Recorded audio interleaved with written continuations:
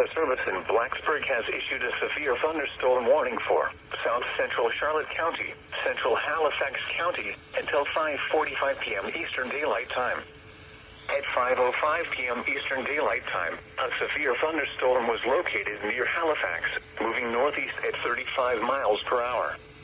Hazard, 60 miles per hour wind gusts and quarter-size hail. Source, radar indicated. Impact, hail damage to vehicles is expected. Expect wind damage to roofs, siding, and trees. Locations impacted include South Boston, Halifax, Clover, Turbyville, Red Oak, Scottsburg, and Mount Laurel.